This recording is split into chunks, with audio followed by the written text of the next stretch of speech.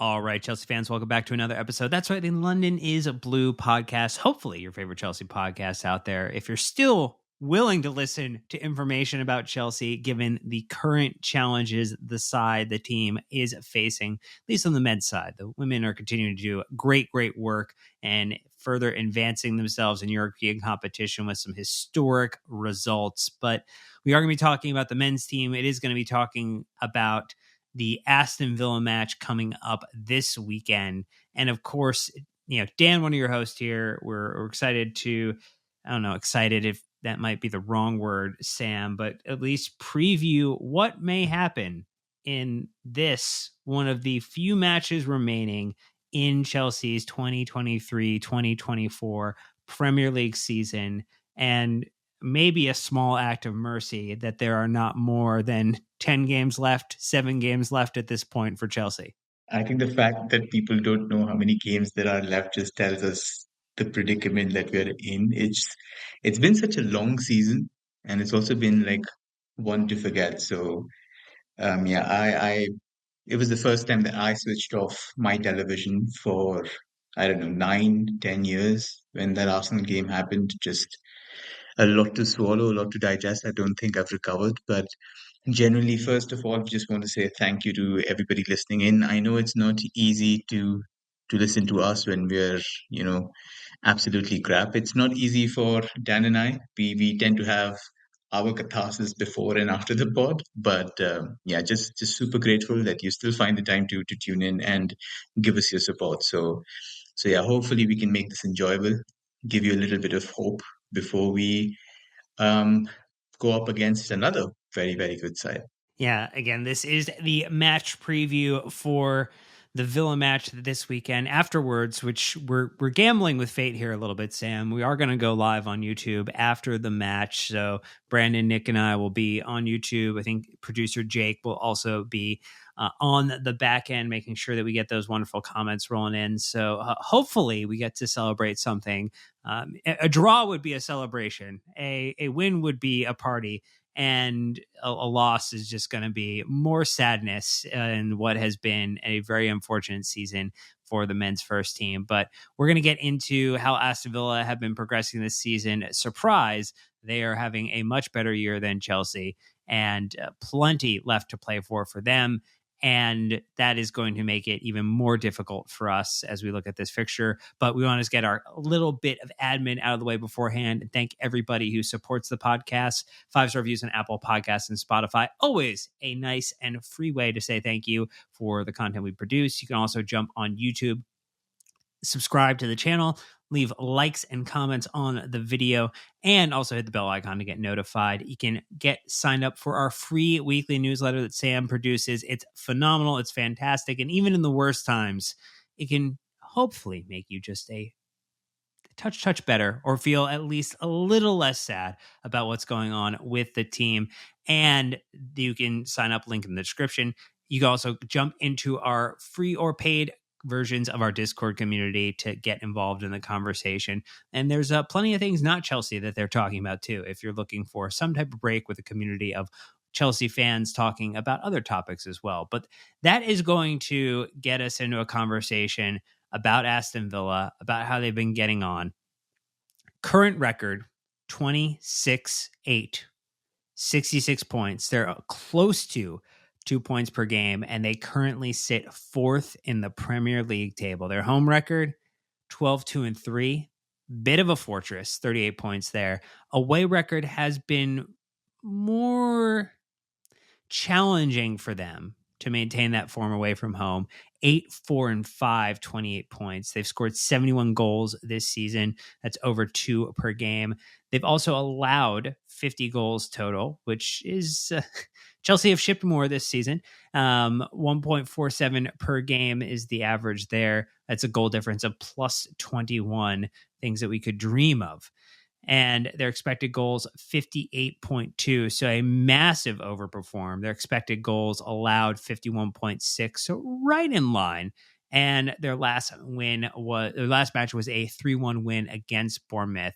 And just in general, I think Unai Emery, I think Aston Villa, it seems like everything is going right for them this year. They have had some recent injuries to some players that that they would want to have available, Sam. But in general, it seems like the small things that are necessary to predicate repeatable, successful outcomes, it's just business as usual for Aston Villa this year.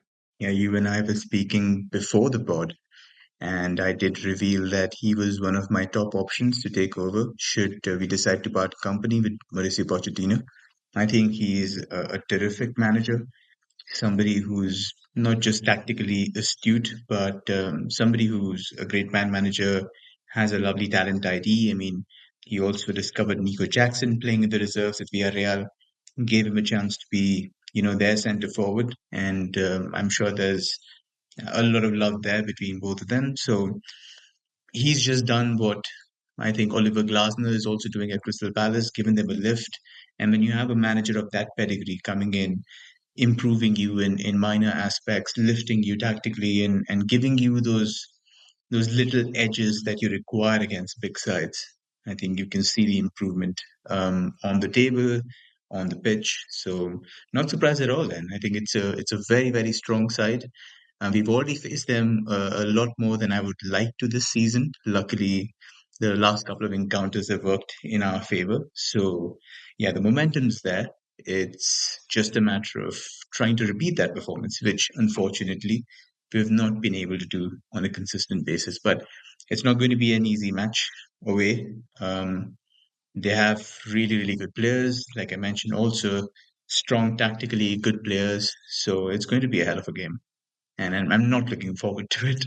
Oh, to be fair, there's not a whole lot of looking forward to things given the size of Chelsea's injury list, the recent run of results, and again, not trying to be too down on things here.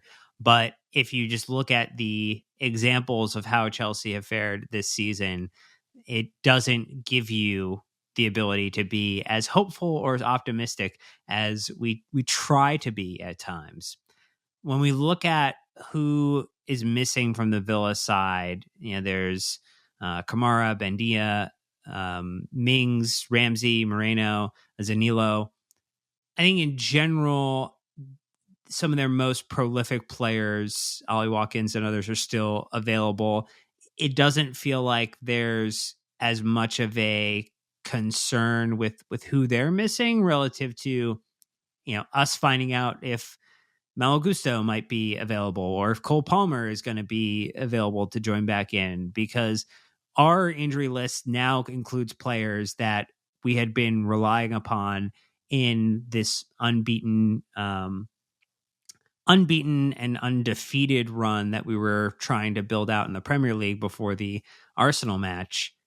That is just not, it's another knock. It's another challenge. It's another thing for us to try to figure out how we can manufacture a goal or a result without Cole Palmer, without Malo Gusto, without others that are featured on our list. Yeah, especially with the news today that Enzo is going to undergo surgery and going to be out for the rest of the season. So it's just, I think, the trend continues. We're playing injury bingo, and once the bed is vacated in the injury room, somebody else just scrambles to go back on it.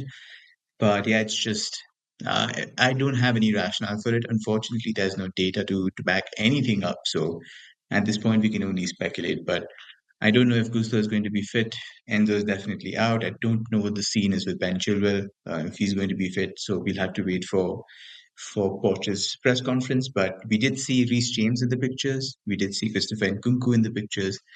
Levi Colwill is also there. So they're in partial team training, which is encouraging. But then again, when they'll actually get to play any kind of minutes is something nobody knows. So just hoping that we can scrape through and make do with what we have. When I look at Villa's side, I think there are a couple of absentees which are pretty big.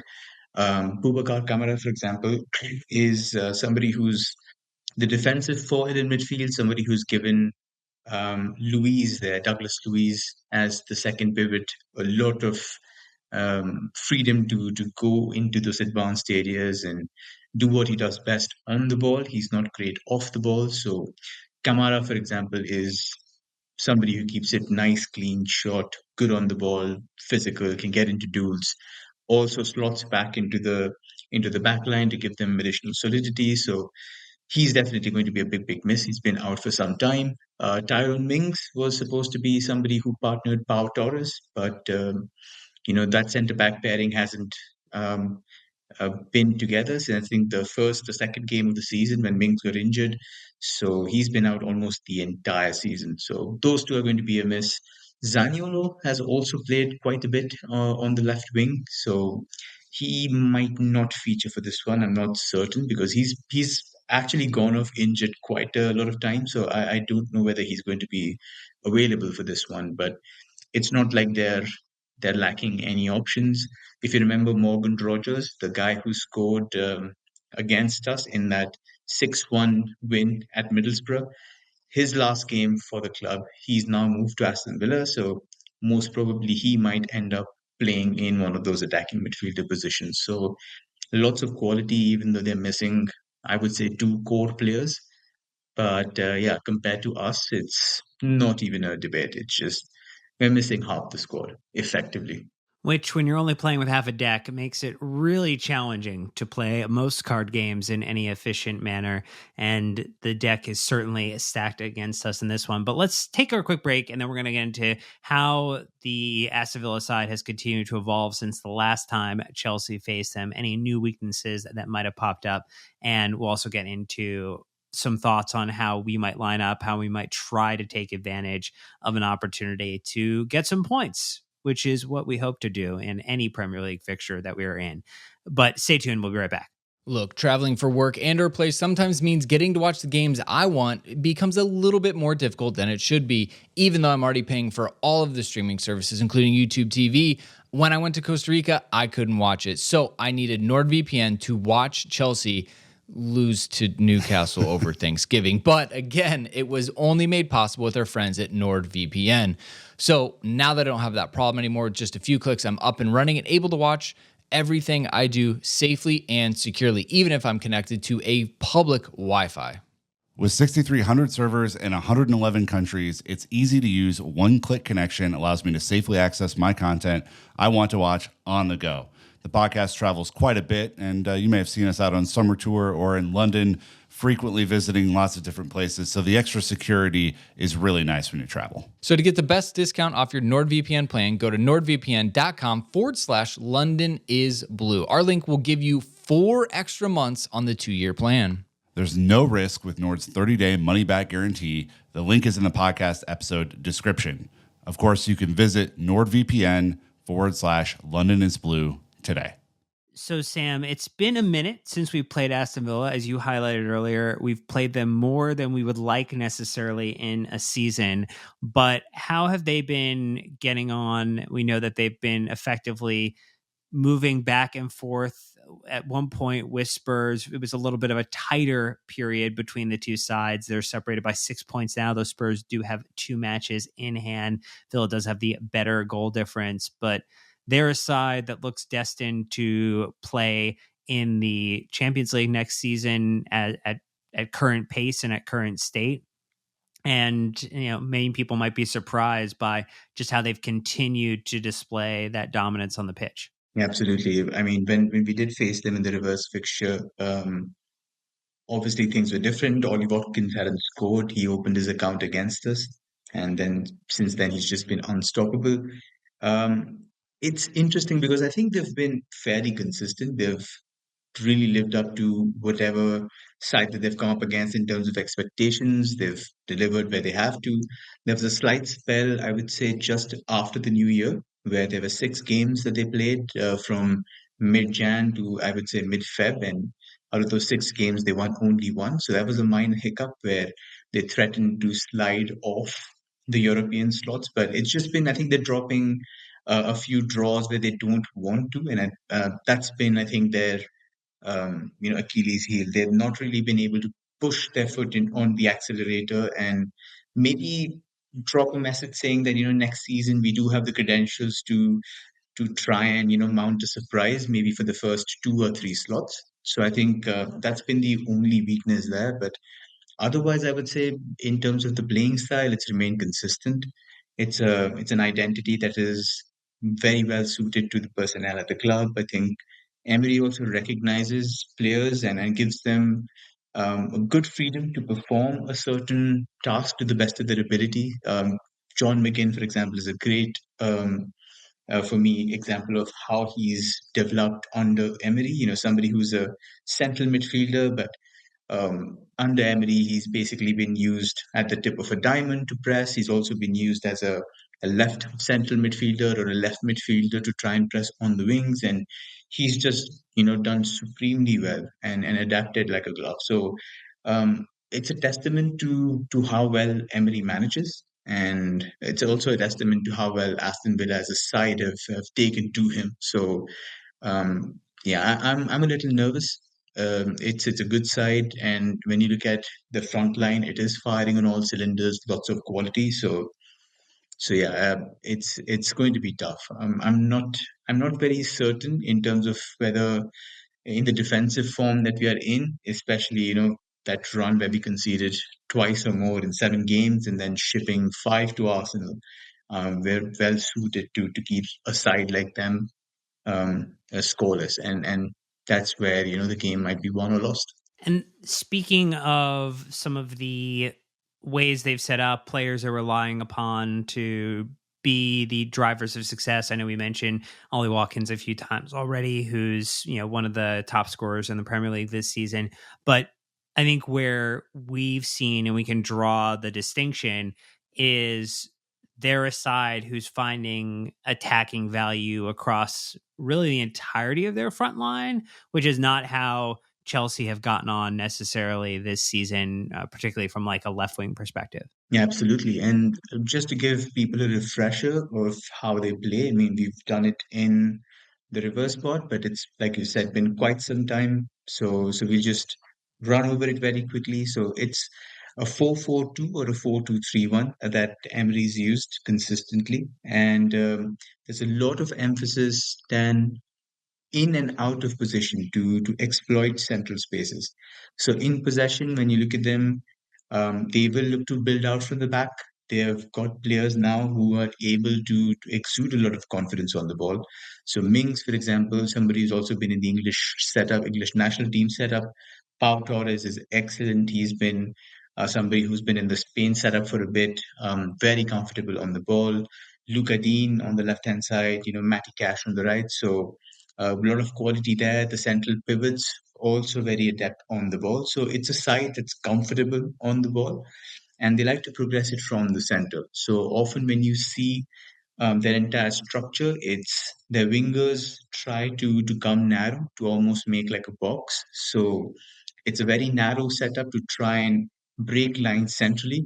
And like you mentioned, I think all of it works because at the tip of that spear you have Ollie Watkins, who's able to pin both centre backs by himself, and he's able to push that line back with constant runs in behind. He'll play off the shoulder. He'll basically like threaten to run in behind. So both your centre backs are on their toes about when to step up, when to step off. So that can be quite disorienting for the back line. And what that also does is it stops their backline, the opposition backline, from coming too close to the midfield line and compressing space between lines. So you've actually leaving a lot of space for guys like Musa Diaby, guys like Leon Bailey and Morgan Rogers, like I said. So it's advantageous to the other attackers to be able to play in those narrow spaces from where they can directly run at the centre backs and cause issues. So that's the way they play. In possession, it's always 2-3-5, 3-2-5, very positional kind of system. Both their fullbacks are very proactive, will be looking to bomb down the flanks. We don't know whether it's going to be Luca Dean or whether it's going to be um, Alex Moreno who's going to play there, but the profiles are the same. They will look to keep going to the byline, keep holding with, giving those other attackers little room to be inside in those narrow spaces. And then you've got their attackers like Diaby and Bailey on the right hand side, who are, I would say, very good 1v1. So they're able to run at whoever it is at left back, which unfortunately looks like it'll be Marco Correa. So that's going to be a matchup that I would say Villa will be salivating at, saying, get at him, get him on an early yellow. That tends to be a very common trend with Kukureya. You get him on a yellow, put him under pressure, and you can have your way with him. So that right side for them would be, I would say, quite strong. Um, but again, like Ollie Watkins sort of brings everything together. He's somebody who will give them that outlet on the break. He will be able to bring other players into play on transition. So he's going to be the one guy that you have to keep quiet, one way or the other. Your centre backs have to be strong. They have to win the first ball against him, make sure that he doesn't get time to turn, doesn't get time to play anything to any of those quick attackers. Because if he does, then you're running back towards your goal and trying to defend against supremely quick attackers. So that's going to be something supremely difficult to do.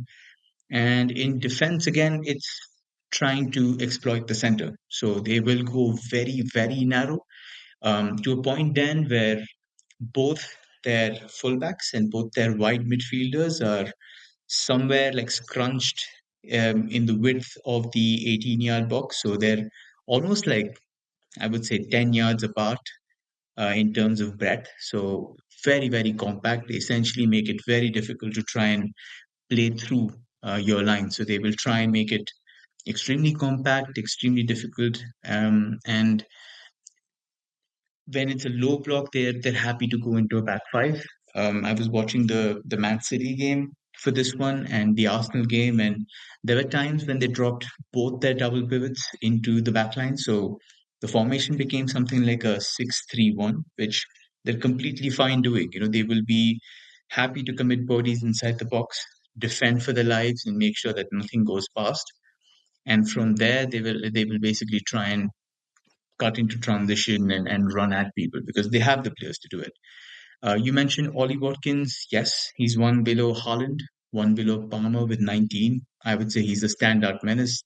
Leon Bailey, I mentioned, has 10.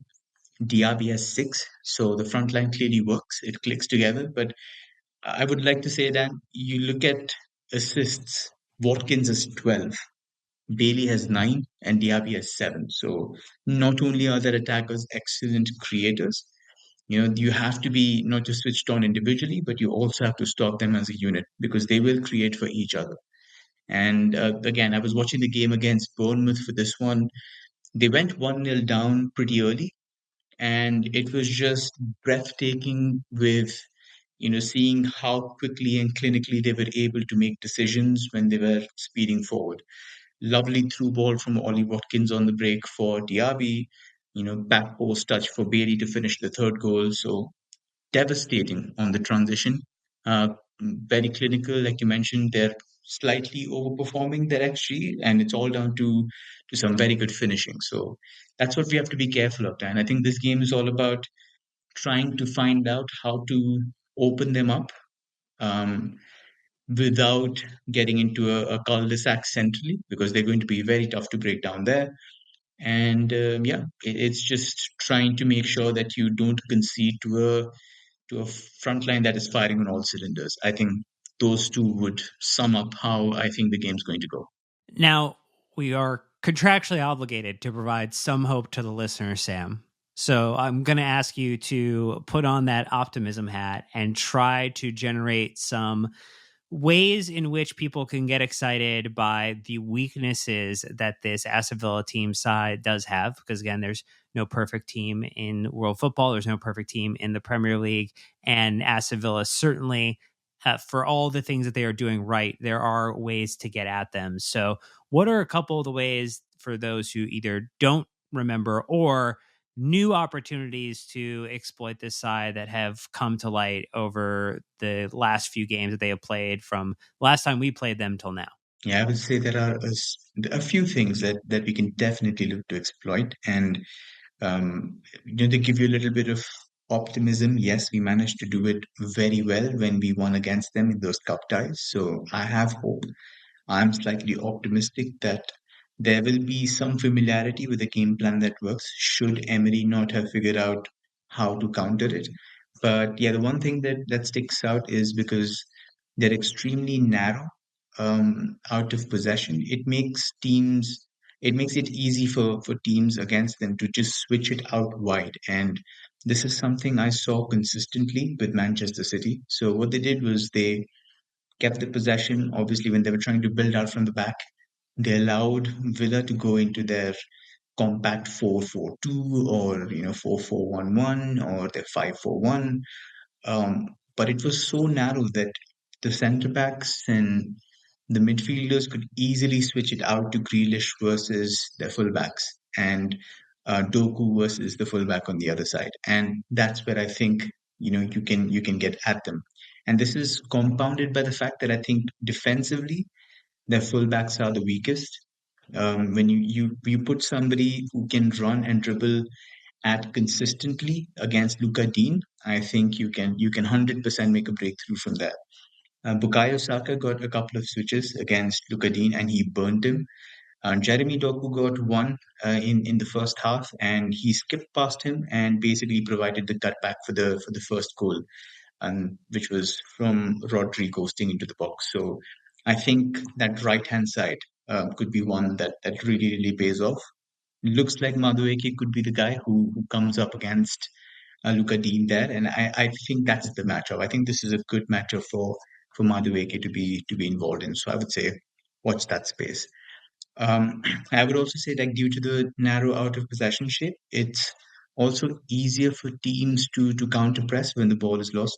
So when Villa are trying to play out of pressure, when they want the ball back at the edge of their own area or in the middle third, sometimes the space is so narrow even for them that they tend to lose the ball. And the opposition team can, if they're aggressive enough, they can win the ball back and cause issues.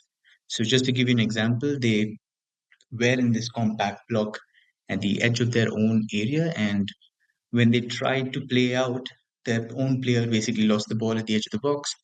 Foden got the ball, took one step, and blazed it into the top corner to complete his hat trick. So that's something that you can also get at if they're trying to be cute and if they're trying to be very narrow and try to play out from those spaces, counter press ferociously, and you might just create an avenue for yourself.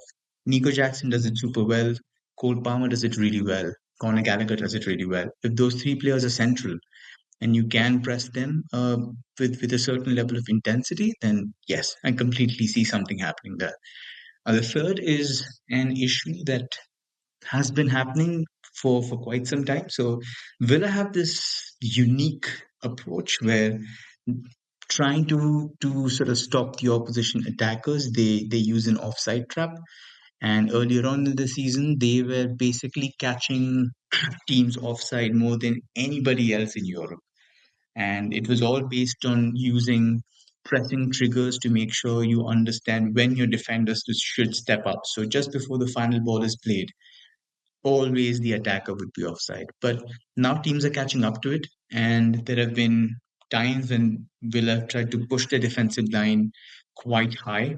And what that's done is, attackers have just been essentially been able to play long balls straight in behind, and the attackers have been able to coast into space. So when you do have competent attackers, quick attackers like Mikhailo Mudryk, like Sterling, like Madueke, like Jackson, then I would say like off the shoulder runs do work, especially into the channels when the fullbacks push up. That's when you can attack those areas. You can ask certain players to drift, use those pockets when the fullbacks go up and try to run at the centre backs, and that's where I think the difference maker could be.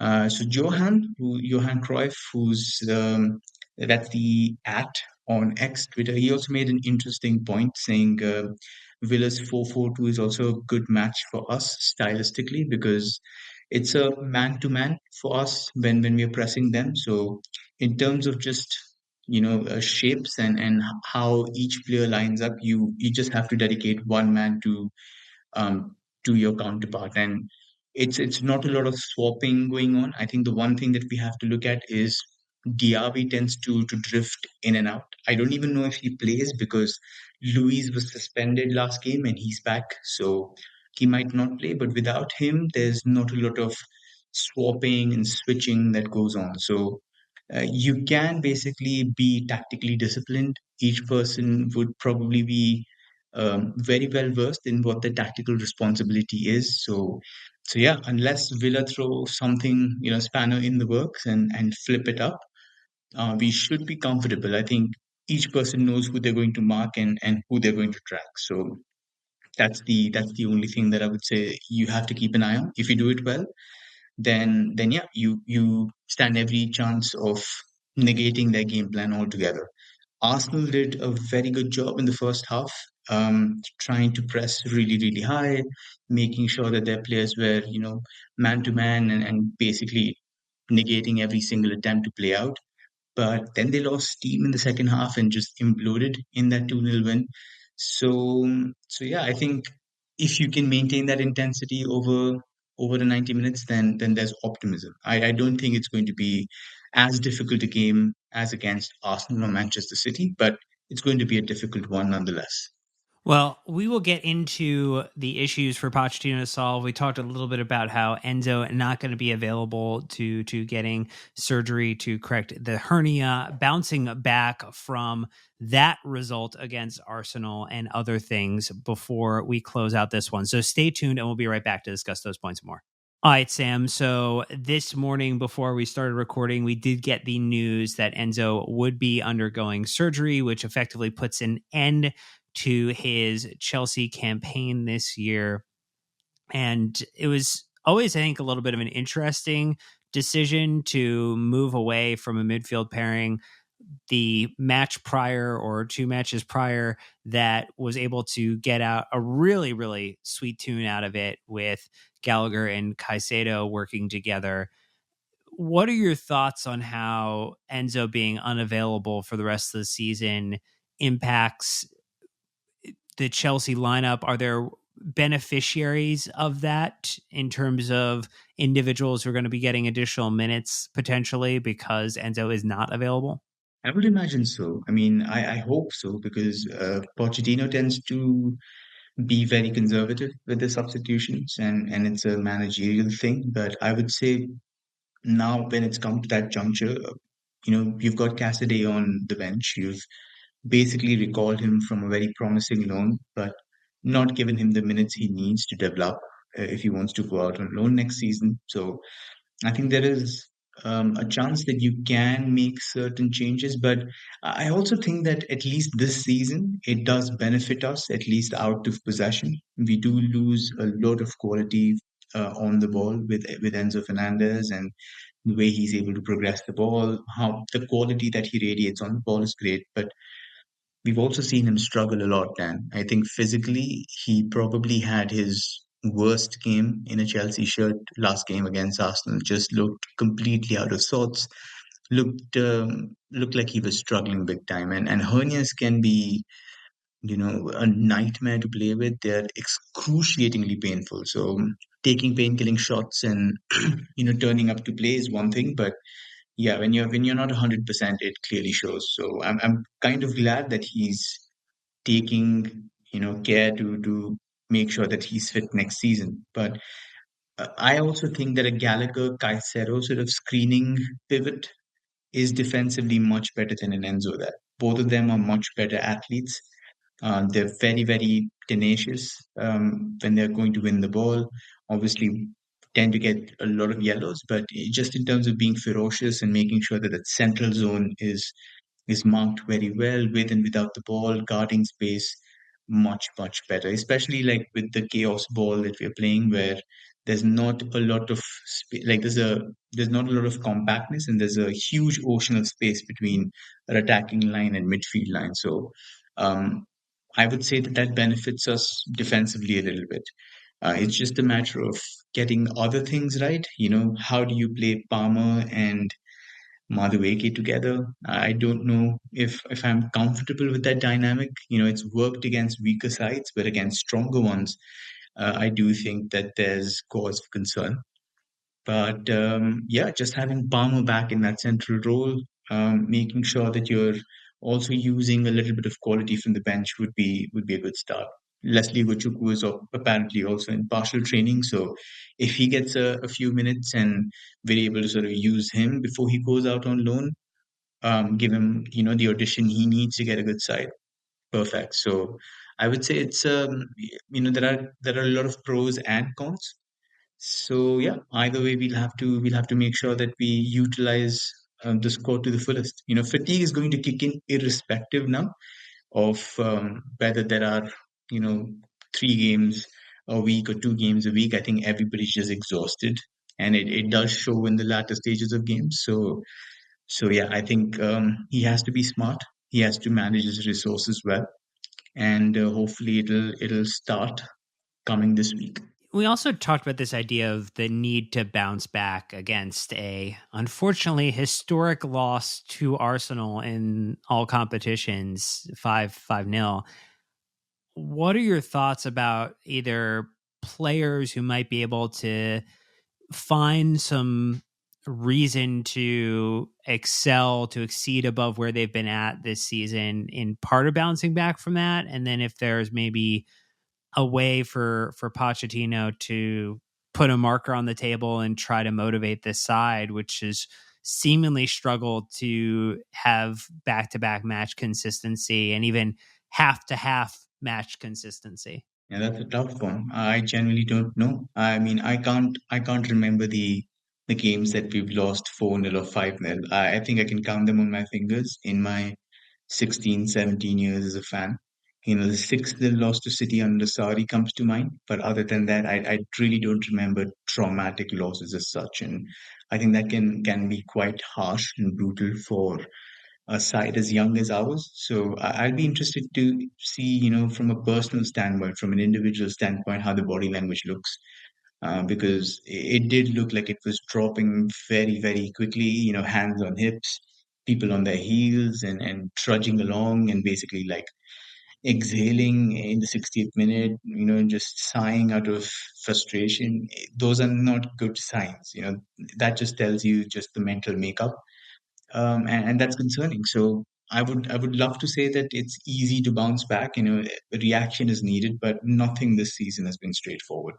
And I also don't want to blame Pochettino. Like I do feel like he has a responsibility to do in terms of motivating players, but we've had this problem under Potter. We've had this problem under Tuchel. We've had this problem um, under Lampard. So it's just been a symptom of a malaise that has predated this season, as has stretched the beginning of the Clear Lake era. So there's definitely different players, but it looks like it's just a difficult place to be in right now. I think, all the factors surrounding the clubs, the toxicity in the fan base, players are getting abused. I don't know if people read, but Nico Jackson got abused, racially abused post the game. I mean, Graham Potter got death threats. So, what are we even doing? We're not making it easier for these guys. These guys are supremely young, and um, it's definitely not conducive to good performances. At least I don't think we are doing our part. We have every right to be aggrieved with the situation on the pitch, but yeah, I think these players could do with a little more, galvanizing and a little more uplifting from our side. Props to everybody who's going to the stadiums and doing it, but at least like away from it, I think they need a shot in the arm. These are young guys, and performances are supremely inconsistent, but which is why I don't know. I'm sitting here doing a preview with you, and I'm confident enough to say that this is what the weaknesses and strengths look like. But when the game comes, there have been games post the preview where they've just not targeted the most obvious weaknesses. They've like Madueke is gone, and he's one on one, but he's tried to nutmeg somebody. And Mudrik's got chance to come inside and pass, but he's tried to take on 3 players instead. So those things keep happening, and that's frustrating because people say, "Oh, it improves next season," but it doesn't. Individual decision making doesn't improve overnight. It is a gradual, painstaking process. So I just want to see consistent signs of that happening.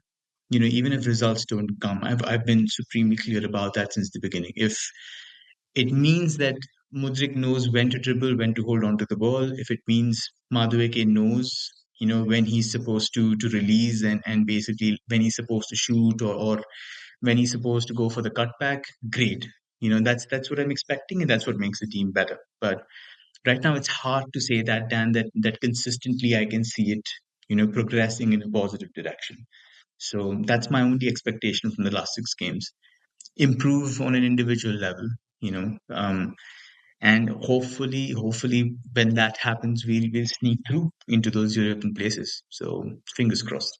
You bring up an interesting point in this idea of individual improvement over the last 6 matches of the season and trying to find a way for Madueke to take a step forward, a Mykhailo Mudryk to take a step forward, Nico Jackson to take a step forward.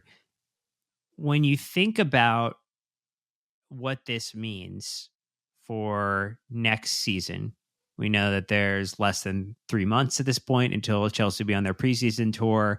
There's less than 4 months until the start of a new Premier League season, which is very crazy to think about. Actually, the fixtures will be released on Tuesday, the 18th of June for the 2024-25 campaign. It feels as if there's still a little time for some of these players who've not necessarily had a great campaign to at least put themselves back in the conversation and remove the need for Chelsea to be thinking firmly about, is this individual a starting player for us next season? And with the amount of injuries that we've had, with the amount of players that we'll have coming back off of injury, but question marks on how well they will or won't be able to contribute next season, how has it changed your thought with what are the priority positions for Chelsea to be looking at this summer? Are they the same as they were in the January transfer window to now? And maybe could you go through like the top 3 positions that you think Chelsea need to be going after to really take a step forward as a side next season? And that's a brutal question. I'm sorry. I'm really sorry don't I want spring to- a brutal question at the end. So I'll talk through No, it some is. logic here to give you a second to think about it. But, we've seen the conversation has been striker forward. And there are people who, particularly after the Arsenal match and the City match and the Cup, would point to Nico Jackson, say, not good enough for Chelsea. And I think that maybe is still a little premature, but definitely is, struggled in some matches, yet still has 10 goals, 4 assists in the league, 14 in total. There's a lot to improve upon still, but there's some really good early indicators. But maybe not the only guy who should be responsible for striking at Chelsea. To give the manager an opportunity when that player is not performing to have a senior head or to have someone come in. There's others that we look at now with left back and how injury prone, unfortunately, Ben Chilwell has been. The situation with Lewis Hall being out on loan and likely to stay permanently at Newcastle. Marco Correa having really challenging positional issues. The situation with Reece James not being able to stay and remain fit. Players like Thiago Silva likely departing at the end of this season, and maybe not necessarily great center back play from, or consistently good center back play from most of our center backs this season. It feels as if you could point to and make a case for any of those being the top priority.